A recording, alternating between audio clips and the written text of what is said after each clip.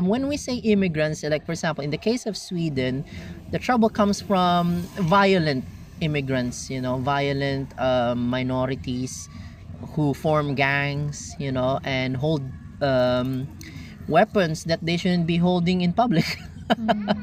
Right, and threatening people. So that's a big problem right now in Sweden.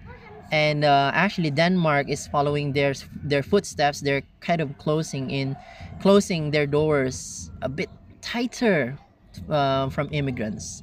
And now we're talking about Germany. So what do we mean by East Germany? Is there East Germany, West Germany? Yes.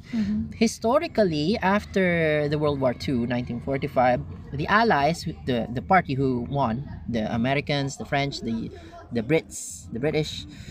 So when they won the war, Hitler, died. He killed himself. Germany was actually divided into parts. All right, to prevent them from getting stronger again and building up army again, because that's what happened in World War One. They after World War One, they built up an army strong enough to commence World War Two. So that's what happened. Now they really did it a bit stronger this time. The Allies, they divided up Germany so that they won't build up power again.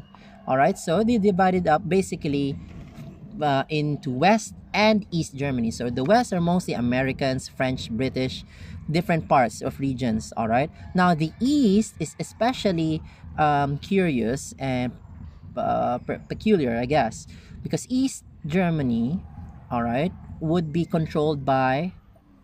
Can you guess who? The Russians. Russians, yes, from the Allies. Actually, the Allies were allied with the Russians before. So the east part of Germany was controlled by the Russians. They call it GDR. All right, we're not gonna go too deep into that, but it's a very different culture. Actually, that's where the Berlin Wall comes in very strongly, because that's actually what physically divides the West and the East. All right, it's a physical wall, divides West to East, and the Western culture is actually very different. The Eastern culture has their own things.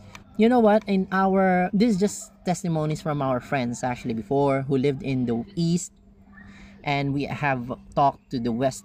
People who have lived in the West, and the West side of Germany actually said they had more freedom there. Like shops are more filled, businesses are a bit more welcome, right? So they're kind of starting up with a bit more democratically.